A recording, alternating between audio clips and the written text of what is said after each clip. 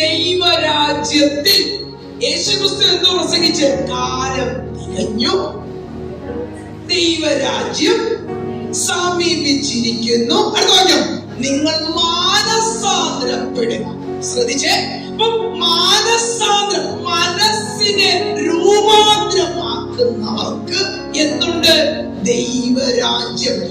ദൈവരാജ്യത്തിലേക്ക് നീ പ്രവേശിക്കണമെങ്കിൽ നീ നിന്റെ മനസ്സിനെ ഒന്ന് തിരിക്കണം. നിങ്ങൾ ഇനി ആ വാക്യം വായിച്ചു. പ്രാപിക്കുന്നത് കൊണ്ട് അപ്പൊ ഞാനത് അവകാശമാക്കാനിരിക്കുകയാണ്. ഹലോ, യേശുക്രിസ്തുവിലൂടെ എനിക്ക് എന്ത് തരാമെന്നാ പറഞ്ഞ് പിതാവ് പറയുക, ഇളകാത്ത ഒരു രാജ്യം, അത് നാം പ്രാപിക്കേണ്ടതിന് കിട്ടിയിട്ടില്ല. ആ ദൈവത്തിന്റെ രാജ്യം നാം പ്രാപിക്കണം, അവകാശമാക്കണം.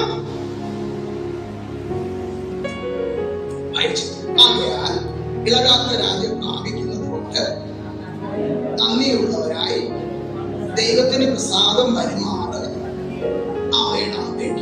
ദൈവത്തിന് പ്രസാദം വരുമാറ് നാം ഭക്തിയോടെ. അപ്പൊ ഭക്തിയോടെ എന്ന് പറയുമ്പോൾ ദൈവം പ്രസാദിക്കുന്നത് എന്തിന്മേല? ഭക്തിയുടെ മേൽ, നിന്റെ വിശ്വാസത്തിന്മേൽ. സ്തോത്രം, സ്തോത്രം.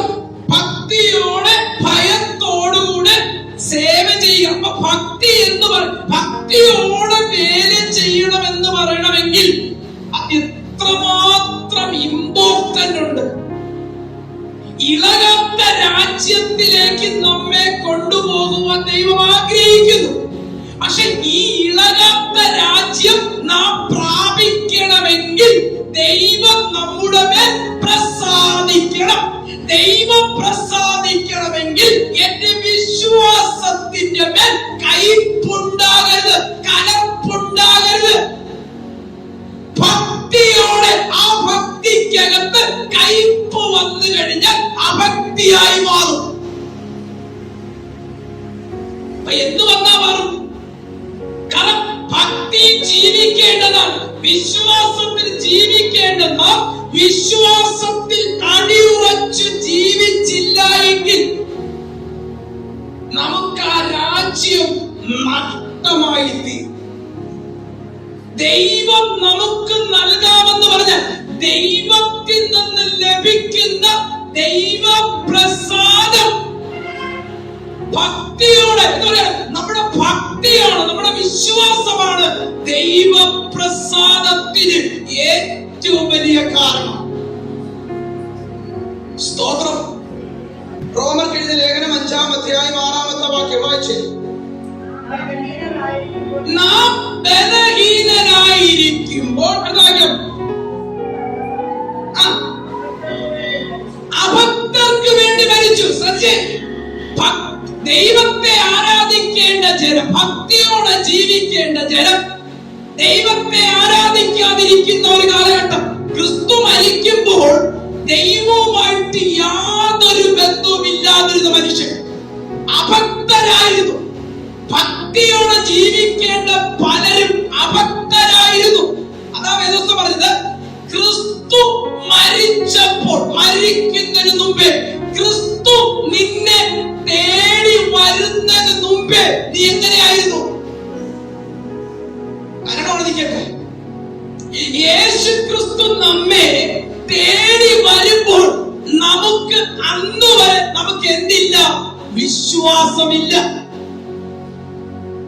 യേശു ക്രിസ്തുവിനെ, ക്രിസ്തു നമ്മെ അറിഞ്ഞു, ക്രിസ്തുവിനെ നാം അറിയാൻ തുടങ്ങിയപ്പോഴാ നമ്മുടെ ജീവിതത്തിനകത്ത് വിശ്വാസത്തിൽ നാം വളരാൻ തുടങ്ങിയത്.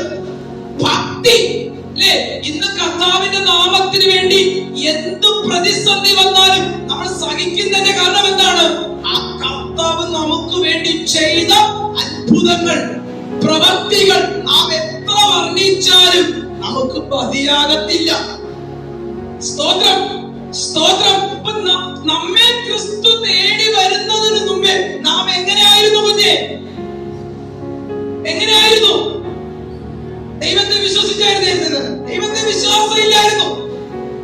അഭക്തർക്ക് വേണ്ടി ഇന്ന് നിത്യ ജീവിതത്തിലുള്ള വിശ്വാസം മുമ്പില്ലായിരുന്നു. ആ വിശ്വാസത്തിൽ വളർത്തിയെടുത്തതാരാ? ക്രിസ്തു. അതാ ദിവസം പറഞ്ഞത്, അഭക്തർക്ക് വേണ്ടി ക്രിസ്തു മരിച്ചു. അഭക്തർക്ക് വേണ്ടി, ഭക്തർക്ക് വേണ്ടി അല്ല ക്രിസ്തു മരിച്ചത്. അഭക്തർക്ക് വേണ്ടി, ദൈവമില്ലെന്ന് പറഞ്ഞവർക്ക് വേണ്ടി, ദൈവ വഴി അടച്ചു കളഞ്ഞവർക്ക് വേണ്ടി. സ്തോത്രം, സ്തോത്രം. നാം ക്രിസ്തുവിനെ കണ്ടെത്തുമ്പോൾ നാം ബലഹീനർ. മനുഷ്യനാരാ? ബലഹീനർ. ഭക്തിയില്ലാത്തവർ, വിശ്വാസമില്ലാത്തവർ, ബലഹീനർ. എന്നാൽ ക്രിസ്തു നമ്മെ പോലെ ഉള്ള ഒരുവനല്ല. വായിച്ചേ, ക്രിസ്തു എന്നിൽ സംസാരിക്കുന്നു എന്നതിന്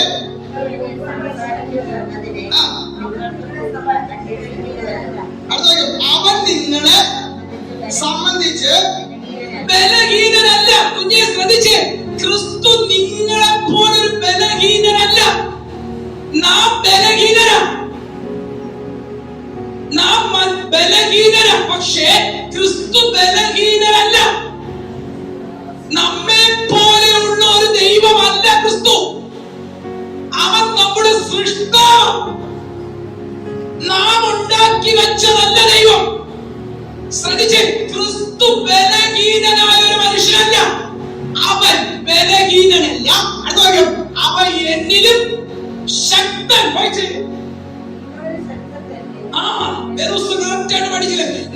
നിങ്ങൾ ആരാധിക്കുന്ന ഒരു ദൈവം നിങ്ങളെ പോലെ അല്ലെന്നേ, ഒരു മനുഷ്യനെ പോലെ അല്ലെന്ന് ചിന്തിക്കുക.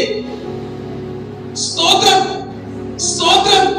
ദൈവത്തിന് അതിന്റെ ഒരു മഹത്വമുണ്ട്. സാഹചര്യങ്ങളെ കണ്ടാണ് നമ്മൾ ജീവിക്കുന്നത്. സാഹചര്യങ്ങളെ നോക്കിയാണ് മനുഷ്യൻ ജീവിക്കുന്നത്.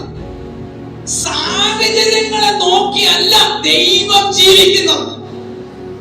ശ്രദ്ധിച്ചേ, സാഹചര്യങ്ങൾ, നിങ്ങൾ ഇന്നത്തെ സാഹചര്യം വെച്ചാണ് ദൈവത്തെ കളിയാക്കുന്നത്. നമ്മൾ ഇന്നത്തെ സാഹചര്യം വെച്ച് നമ്മൾ ദൈവത്തെ തകരും. പക്ഷെ ദൈവം അങ്ങനെയല്ല. വരാനിരിക്കുന്ന സാഹചര്യങ്ങൾ ഓർത്ത് ചിലപ്പോ ചില മറുപടി താമസിക്കും. സ്വതന്ത്രം, സ്വതന്ത്രം, സ്വതന്ത്രം, സ്വതന്ത്രം, സ്വതന്ത്രം, സ്വതന്ത്രം. ഞാൻ പറഞ്ഞു മനസ്സിലാവണം. നമ്മുടെ ഇന്നത്തെ സാഹചര്യത്തിൽ എന്തുവാ? എനിക്ക് ഈ പ്രാർത്ഥന വിഷയം കിട്ടിയേ പറ്റൂ. പക്ഷെ ദൈവത്തിന് അറിയാം, ഈ പ്രാർത്ഥന മറുപടി ഇവർക്ക് ലഭിച്ചാൽ ഒരു പക്ഷേ അവൾ ഈ ജീവിതത്തിൽ ഈ ഭക്തി അവൾ വിട്ടുമാറും. ഇതാർക്കറിയാം? ഇന്നത്തെ സാഹചര്യമല്ല, വരാനിരിക്കുന്ന സാഹചര്യം. നീ ഇന്നുള്ള നോക്കി ജീവിക്കുമ്പോൾ ക്രിസ്തു നമുക്ക് നാളെ ഉള്ള നോക്കിയാ ജീവിക്കുന്നത്. നിങ്ങൾ വീണ്ടും ആ വാക്യം വായിച്ചോട്ടെ. ക്രിസ്തു എന്നിൽ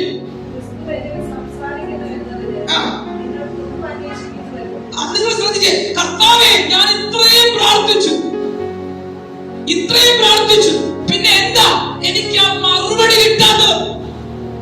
നീ എന്നെ പോലൊരു ബലഹീനനാണോ?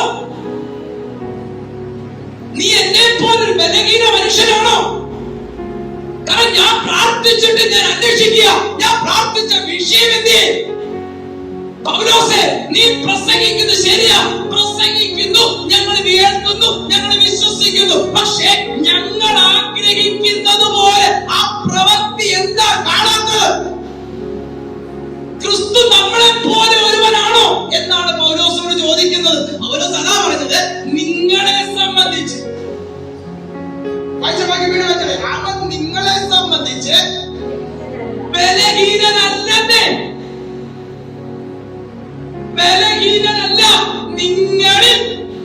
നിങ്ങളിൽ ഞാൻ ആരാധിക്കുന്ന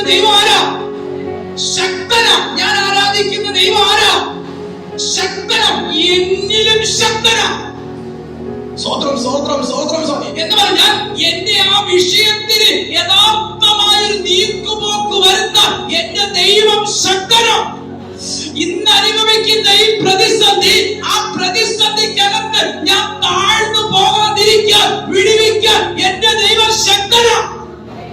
സ്വത്രം സ്വത്രം സ്വത്രം സ്വത്രം സ്വത്രം സ്വത്രം. ആ ശക്തനെന്ന് ഉറപ്പിക്കുന്ന എന്തുവാ? എന്റെ ഭക്തി, എന്റെ വിശ്വാസം. എന്റെ സാഹചര്യങ്ങളെ നോക്കി നീ ദൈവത്തെ വിശ്വസിക്കരുത്. ഇന്നലകളിൽ ദൈവം നിന്നെ നടത്തിയത് ഓർത്ത് ദൈവത്തെ വിശ്വസിക്കണം. ഇന്നത്തെ സാഹചര്യം നോക്കി നീ ദൈവത്തെ ആരാധിക്കാൻ തുടങ്ങിയാൽ ആരാധന കുറയും, നിന്റെ വിശ്വാസം കുറയും. അതുകൊണ്ട് വേദപുസ്തകം പറഞ്ഞത് ദൈവ പ്രസാദം ലഭിക്കേണ്ടതിന് നിന്റെ ഭക്തി. ഈ പ്രതിസന്ധി വന്ന എന്തിനാ? ദൈവം നിന്റെ മേൽ പ്രസാദിക്കുമോ? വീണ്ടും വാക്യം വായിച്ചാട്ടെ. 13-ന്റെ 3-ാമത്തെ വാക്യം.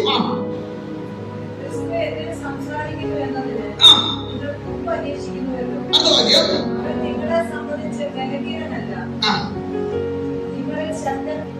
ദൈവത്തെ അറിയാം നമുക്ക്. നമ്മൾ ദൈവത്തെ വിശ്വസിക്കുന്നു. നമ്മുടെ വിശ്വാസത്തെ തകർക്കുക.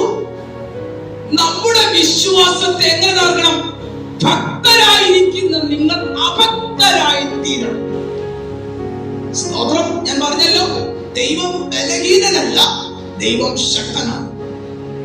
പക്ഷെ ദൈവം ശക്തനാണെന്ന് നിനക്ക് കാണണമെങ്കിൽ നീ ഭക്തി, വിശ്വാസത്തിൽ നിൽക്കണം.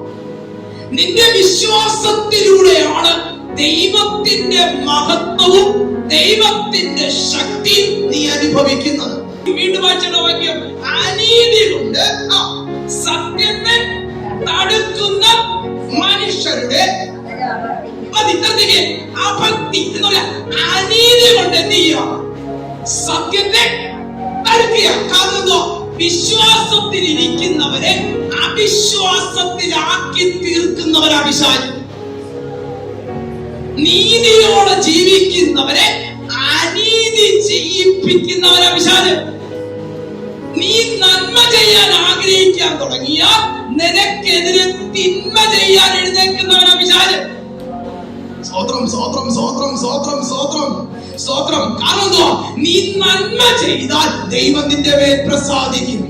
നീ നീതിയുടെ പ്രവൃത്തി ചെയ്താൽ ദൈവം നിന്റെ മേൽ പ്രസാദിക്കും. നീ വിശ്വാസത്തോട് ഉറപ്പ് നിന്നാൽ ദൈവം നിന്റെ മേൽ പ്രസാദിക്കും. ഇത് വരാതിരിക്കാൻ നീതിയുടെ പ്രവൃത്തി ചെയ്യുന്ന നിന്നെ അനീതിയുടെ പ്രവൃത്തി കൊണ്ട് സ്വത്രം സ്വത്രം സ്വത്രം സ്വത്രം സ്വത്രം.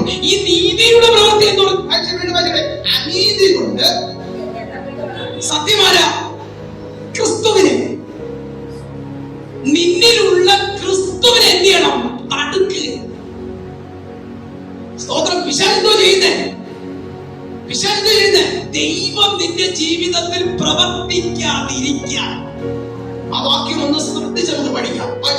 വീണ്ടും വായിച്ചാണ്. അനീതി കൊണ്ട്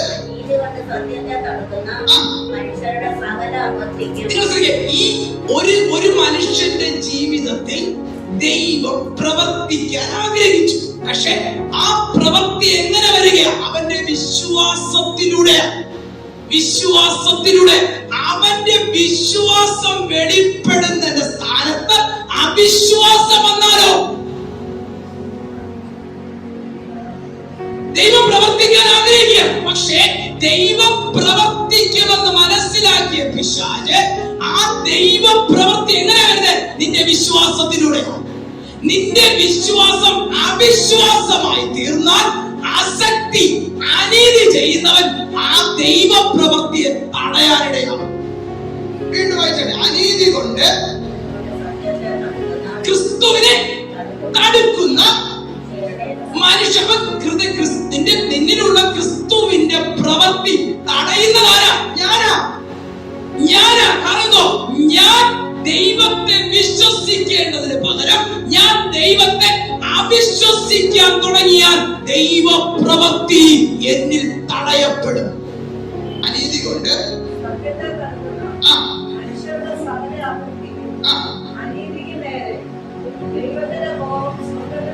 ദൈവത്തിന്റെ കോപമല്ല വരേണ്ടത്, ദൈവത്തിന്റെ പ്രവൃത്തിയാണ് വരേണ്ടത്.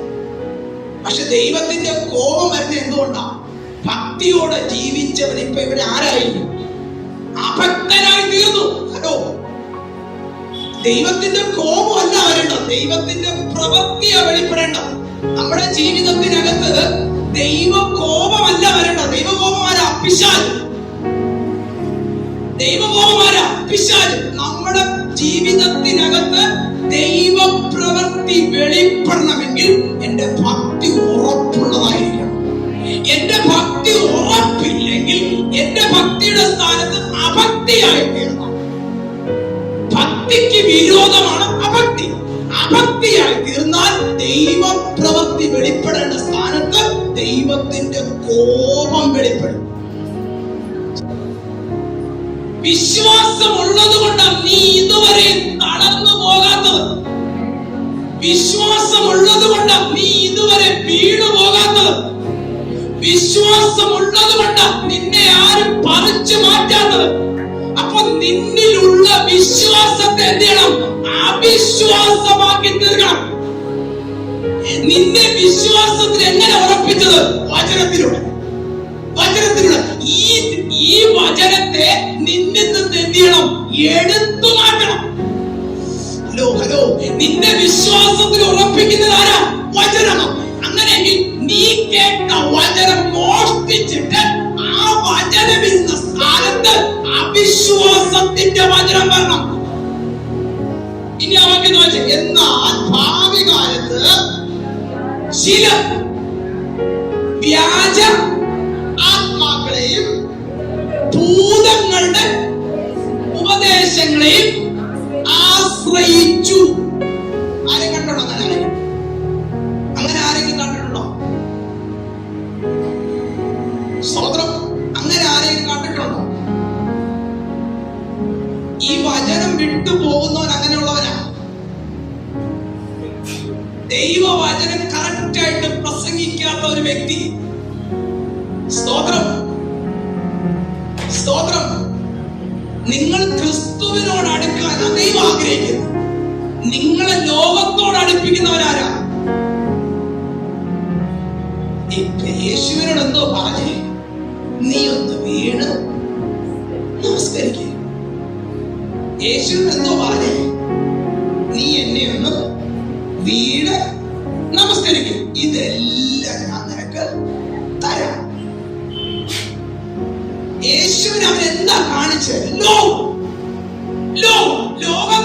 ക്രിസ്തുവിന് ലോകം വേണമെങ്കിൽ ക്രിസ്തു ലോകത്തിന് വേണ്ടിയല്ല മരിച്ചത്. പിശാച് ചിന്തിച്ച് എന്തുവാ? ലോകത്തിന് വേണ്ടിയാണ് ക്രിസ്തു വന്നത്.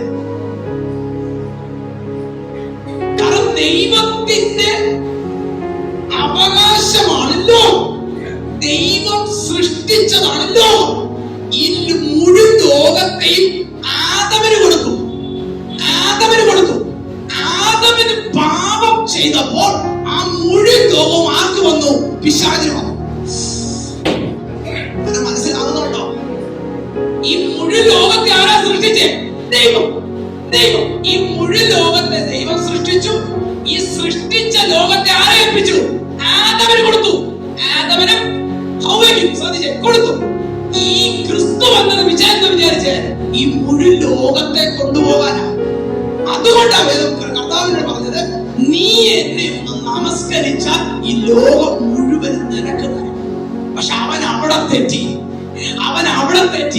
ഞാൻ വന്നത് ലോകത്തിന് വേണ്ടിയല്ല, ലോകത്തിൽ നീ അടയ്ക്കപ്പെട്ട പാപത്തിൽ കിടക്കുന്ന മാനവരാശിയുടെ പിടികിട്ടിയ ഞാൻ പറഞ്ഞേ. കർത്താവ് എന്തോ പ്രതികരിക്കാത്ത? കർത്താവ് വീട് നമസ്കരിക്കും. കർത്താവ് വന്ന് ലക്ഷ്യം മറക്കുക. നീ വന്നത് എന്തിനാ? ദൈവരാജ്യത്തിന് വേണ്ടി. പക്ഷെ പിശാച് പറയാ, ദൈവരാജ്യത്തെ കാണുമ്പോൾ നിന്റെ ലോകരാജ്യം നിനക്ക് തരാം. ഇപ്പൊ പിടികിട്ടിയോ? ദുരാത്മാവ് നല്ല അന്യഭാഷ. എന്താ ലക്ഷ്യം? ദുരാത്മാവിന്റെ ലക്ഷ്യം ഈ വചനം വെളിപ്പെടും. ഈ വചനം ഇവര് കേൾക്കരുത്. സഹോദരൻ പറഞ്ഞേ, അവരെന്തിനാ വരുന്നത്? എന്നാൽ ഭാവി കാലത്ത്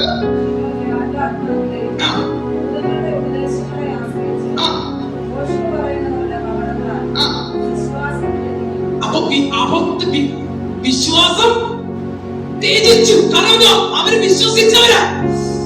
എന്റെ മക്കളെ, അവര് കർത്താവായ യേശുവിനെ വിശ്വസിച്ചവരാ. അവർ യേശുവിനെ നല്ലതുപോലെ അറിയാം. അവർക്ക് യേശുവിനെ നല്ല രീതിയിൽ അറിയാം. പക്ഷേ യേശുവിനെ അവരെന്ത് ചെയ്തു? ത്യജിച്ചു. ദൈവത്തെ വിട്ട് ലോകത്തെ തേടി, ഭൂതങ്ങളെ ആശ്രയിച്ച് പറയുന്നവരും അവർ സത്യം സംസാരിച്ചുകൊണ്ടിരുന്നവരാ. അവർ നീതിയുടെ പ്രവൃത്തി ചെയ്തുകൊണ്ടിരുന്നവരാ. സ്തോത്രം. അവർ ദൈവത്തിന്റെ സത്യമാർഗം പ്രവർത്തിച്ചു കൊണ്ടിരുന്നവരാ. പക്ഷേ സത്യത്തെ വിട്ടപ്പോൾ അസത്യം കയറി, ഭക്തി വിട്ടപ്പോൾ അഭക്തി കയറി, വിശ്വാസം വിട്ടപ്പോൾ അവിശ്വാസം കയറി. സ്തോത്രം. ഇന്ന് എന്തോ ഈ വചനം നിങ്ങളോട് പറയുന്നത്? കണ്ണു തുറന്ന് നോക്കാനല്ല കർത്താവ് പറഞ്ഞത്. നീ ഭക്തിയോടെ ജീവിക്കുന്ന നീ അഭക്തനായി തീരരുത്. നിന്റെ വിശ്വാസം വീണുപോകരുത്. സ്തോത്രം, സ്തോത്രം, സ്തോത്രം, സ്തോത്രം. പരിശുദ്ധാത്മാവ് നമ്മളെ ബോധ്യപ്പെടുത്തുക. പലരും വ്യാജാത്മാവിന്റെ പുറകിൽ, പലരും ഈ ലോകത്തിന്റെ ആധിപത്യത്തിന്റെ പുറകിൽ ഓടിക്കൊണ്ടിരിക്കുമ്പോൾ എന്റെ കുഞ്ഞെ, നീ സത്യത്തിന് വേണ്ടി നിലനിൽക്കണം. ഇളകുന്ന രാജ്യത്തിന് വേണ്ടി പലരും ഓടുമ്പോ ഞാൻ നിന്നെ തെരഞ്ഞെടുത്തത് ഇളകാത്ത രാജ്യം തരാമെന്ന് പറഞ്ഞ.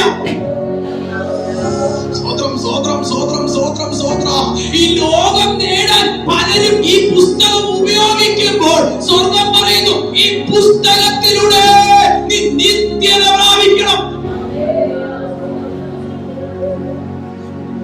അവരെങ്ങനെയുള്ളവരാ മാമേ? അവർ സത്യം അറിഞ്ഞവരാ. അവര് നല്ലതുപോലെ ആരാധിച്ചവരാ. അവരും അന്യഭാഷ പറഞ്ഞ് സ്തുതിച്ച് നല്ലതുപോലെ ആരാധിച്ചവരാ. പക്ഷെ അവരുടെ ജീവിതത്തിൽ ഇന്നുണ്ട് എന്താ പറ്റിയത്? അവർ ദൈവത്തെ വിട്ടപ്പോൾ ഭൂതം അവരെ പിടിച്ചു, ദുരാത്മാക്കൾ അവരെ പിടിച്ചു. അവര് സത്യമാ സംസാരിച്ചു കൊണ്ടിരുന്നത്. സത്യത്തിന് വില കൊടുത്തോണ്ടിരുന്നപ്പോൾ അവർക്ക് കുഴപ്പമില്ലായിരുന്നു. പക്ഷെ സത്യം എന്ന് വിട്ടോ, ക്രിസ്തുവിനെ എന്ന് വിട്ടോ, വചനം എന്ന് വിട്ടോ, ആ നിമിഷം ലോകം അവരെ പിടിച്ചു.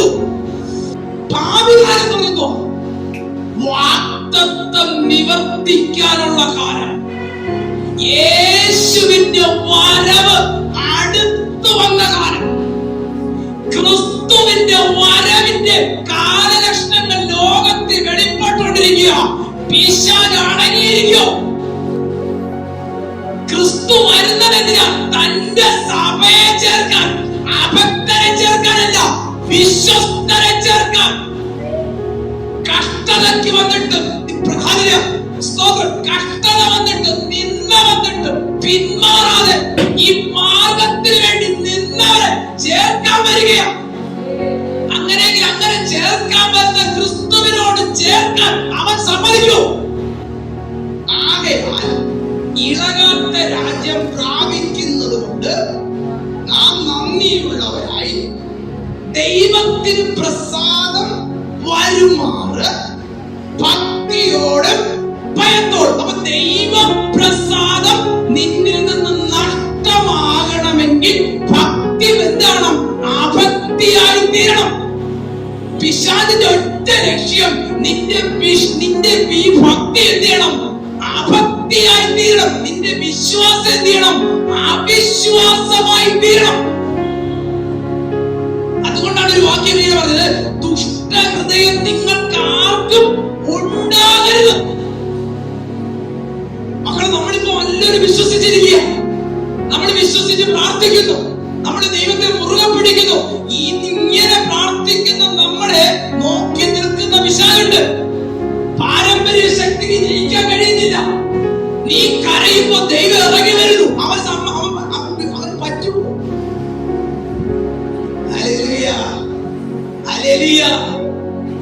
വചനമായിട്ട് പഠിക്കും മക്കളെ. ദൈവപ്രസാദം നഷ്ടപ്പെടരുത്. ദൈവം നിന്റെ മേൽ പ്രസാദിച്ചത്, ആ പ്രസാദം നഷ്ടപ്പെടരുത്. യേശു സ്നാനപ്പെട്ട് കരയിൽ കയറിയപ്പോൾ പിതാവ് സ്വർഗത്തിൽ നിന്ന് പറഞ്ഞു, ഇവൻ എന്റെ പ്രിയപുത്രനാ. എന്താ യേശുവിനോട് ചോദിച്ചേ? അന്നുവരെ ആ വാക്ക് ഞാൻ കേട്ടിട്ടില്ല, അന്നുവരെ ആ ശബ്ദം ഞാൻ കേട്ടിട്ടില്ല. എന്താ ഇന്ന് പകൽക്കാലം ഒരു ദൂത് പറയാം. അനുസരിക്കേണ്ടവനെ, അംഗീകരിക്കേണ്ടവനെ അനുസരിച്ചപ്പോൾ, അനുസരിക്കാൻ തുടങ്ങിയപ്പോൾ സ്വർഗത്തിലെ ദൈവം യേശുവിനെ പ്രിയ മകനായി വിളിച്ചു. ഇവൻ എന്റെ പ്രിയപുത്രൻ, ഇവനിൽ ഞാൻ പ്രസാദിച്ചിരിക്കുന്നു. മരിക്കുന്നതുവരെയും അവന്റെ പ്രസാദം നഷ്ടപ്പെട്ടില്ല. ഇന്ന് പകൽക്കാലം ഞാൻ നിങ്ങളോട് പറയുന്നു, നീ ദൈവത്തെ അറിഞ്ഞപ്പോൾ, നീ ദൈവത്തെ അനുസരിക്കാൻ ഇറങ്ങി തിരിച്ചപ്പോൾ, കഷ്ടത വന്നപ്പോൾ, പ്രതികൂലം വന്നപ്പോൾ, പ്രതിസന്ധി വന്നപ്പോൾ നീ ഇട്ടിട്ട് പോകാത്തതിന്റെ കാരണം ആ ദൈവപ്രസാദ, ആ ദൈവത്തിന്റെ പ്രസാദം നിന്നെ മുറുകെ പിടിച്ചു.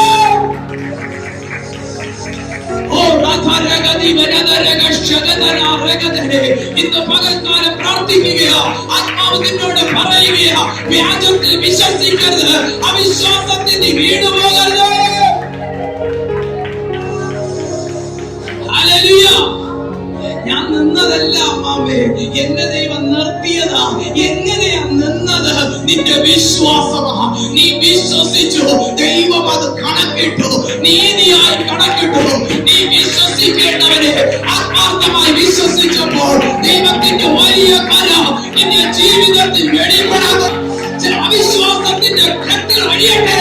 ചില അവിശ്വാസത്തിന്റെ വ്യാപാരം, ദുരാത്മാവിന്റെ വ്യാപാരം യേശുവിന്റെ നാമത്തിൽ, യേശുവിന്റെ നാമത്തിൽ, യേശുവിന്റെ നാമത്തിൽ, യേശുവിന്റെ നാമത്തിൽ. ഹല്ലേലൂയ, ഹല്ലേലൂയ. നീ ആശ്രയിക്കുന്ന ദൈവം ക്രിസ്തുവാ. നീ ആശ്രയിക്കുന്ന ദൈവം ജീവിക്കുന്നവനാ. Praise the Lord, praise the Lord, praise the Lord. അഭക്തരാകാനല്ല ദൈവം നമ്മളെ വിളിച്ചത്, ഭക്തരായി ജീവിക്കും, ഭക്തിയോടെ ജീവിക്കാൻ. അഭക്തി ദൈവത്തിന് ഇഷ്ടമല്ല കേട്ടോ. അഭക്തി, നീ ദൈവത്തെ കളിപ്പിക്കാൻ ഇറങ്ങുക, ദൈവം നിന്നെ കളിപ്പിക്കും. നീ ദൈവത്തെ തള്ളിയ ദൈവം നിന്നെ തള്ളും. ഭാവി കാലത്ത് വ്യാജാത്മാക്കൾ വന്ന്, വ്യാജാത്മാക്കൾ എന്ന് പറയാൻ കാരണം എന്തുവാ? ദുരാത്മാക്കൾ എന്ന് പറയാൻ കാരണം എന്തുവാ? ഇവരുടെ ഉള്ളിൽ ദൈവാത്മാവായിരുന്നു. അതുകൊണ്ട് ആ വാക്യം, അയ്യോ ഇത് ജാതികളെ കുറിച്ചല്ല പറയുന്നത്, ഇത് ജാതികളെ കുറിച്ച്, അപ്പുറത്തെ ഹിന്ദുവായ സഹോദരനെ കുറിച്ചല്ല പറയുന്നത്. ഈ പുസ്തകത്തിന് വേണ്ടി നിന്നവരുടെ കാര്യം പറയുന്നത്. ജാതികളുടെ കാര്യം പറയാൻ വേദവസ്ഥ പഠിപ്പിച്ചിട്ടില്ല. സത്യം പറഞ്ഞതാ. ദൈവാത്മാവിൽ ആരാധിച്ചുകൊണ്ടിരുന്നവരാ. ഇവരെങ്ങനെ തെറ്റിയെന്നറിയോ? ദൈവത്തെ ആശ്രയിക്കേണ്ട ഇവർ ദുരാത്മാവിനെ ആശ്രയിച്ചു. ദൈവാത്മാവിൽ നിന്ന് ഇവരെന്തുകൊണ്ട് ദുരാത്മാവിനായി? അതാ ചോദ്യം. ഇവരെങ്ങനെ തെറ്റി? ആ വാക്യത്തിൽ കിടപ്പുണ്ട്, വായിച്ചേ. എന്നാൽ ഭാവി കാലത്ത് ചില വ്യാജാത്മാക്കളെ, ഭൂതങ്ങളുടെ ഉപദേശങ്ങളെ പോസ്റ്റ് പറയുന്ന കപടത്താൽ, കപട വിശ്വാസം, അവര് വിശ്വസിച്ചവരാ. കറക്റ്റായിട്ട് ശ്രദ്ധിച്ചു, കറക്റ്റായിട്ട് ശ്രദ്ധിച്ചു. അവര് വിശ്വാസത്തിൽ നിന്നവരാ. അവർ ദൈവത്തെ നന്നായി അറിയാം, പക്ഷേ അവര് വിശ്വസിക്കേണ്ടവരെ അല്ല അവര് വിശ്വസിച്ചത്. ദൈവത്തെ ദൈവത്തിൽ നിന്ന് കേട്ടുകൊണ്ടിരുന്നവർ ഭൂതത്തെ കേൾക്കാൻ തുടങ്ങി. അവർ പോസ്റ്റ് പറയുന്നവരുടെ കപടത്താൽ, അവരെന്തോ പറയുന്നത്? സത്യം അറിഞ്ഞിരുന്ന നിന്റെ ജീവിതത്തിൽ ആര് വരും? പക്ഷെ കേട്ടാൽ എന്തോ സത്യം പോലെ ഇരിക്കും. വാസ്തവമായി ദൈവം കൽപ്പിച്ചിട്ടുണ്ടോ? പല പ്രശ്നങ്ങളും. അപ്പൊ നമ്മൾ എന്ത് മാധുര്യമായ വാക്കാം. കർത്താവ് ദൈവം എന്തുവാണ് പറഞ്ഞ് ആ പറഞ്ഞതിനോട് എന്ത് കൂട്ടും. സ്വതന്ത്രം പറഞ്ഞേ. പക്ഷെ വേറൊരു കാര്യമുണ്ട്. നമുക്ക് എനിക്ക് നല്ലതാണ് കുറച്ച് ദിവസം കഴിയുമ്പോൾ എല്ലാവരുടെ താകടം മതി നാക്കടൽ. കാരണം ദൈവം അവരെ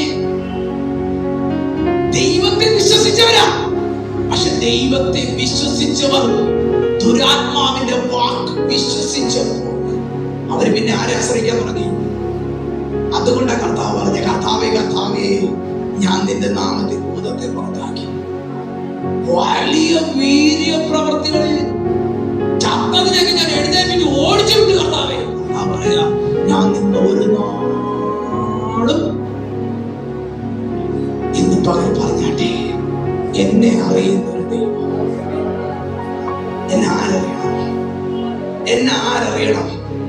എന്നെ ഭൂതം പറഞ്ഞ കേട്ടോ, പിശാച് ഇളകിയപ്പോ യേശുവിനോട് പറയാ, നീ ആരാന്ന് എനിക്കറിയാം. ഇന്ന് പകൽക്കാലം പറയണം, പിശാച് പറയണം, എന്റെ മുഖത്ത് നോക്കി പറഞ്ഞ് നീ ആരാന്ന് എനിക്കറിയാം. സ്തോത്രം. ഇതിനകത്ത് തെളിവുണ്ട്.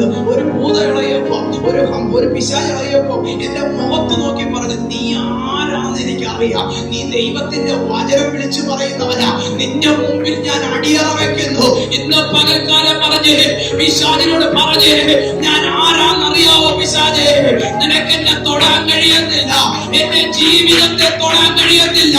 നീ എത്ര തന്നെ പ്രവർത്തിച്ചാലും, നീ എത്ര തന്നെ വെല്ലുവിളിച്ചാലും, നീ എത്ര തന്നെ എനിക്കെതിരെ എഴുന്നേറ്റാലോ, നീ ജയിക്കണം.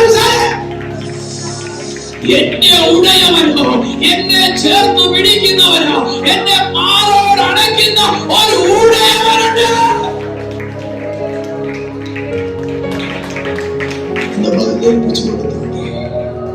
ദൈവപ്രസാദം നഷ്ടപ്പെടാതെ ഭക്തിയോടെ ജീവിക്കാൻ പരിശുദ്ധാത്മാവ് ഇടപെടുന്നു. ഒന്ന് പ്രാർത്ഥിച്ചാൽ, കർത്താവേ, എന്റെ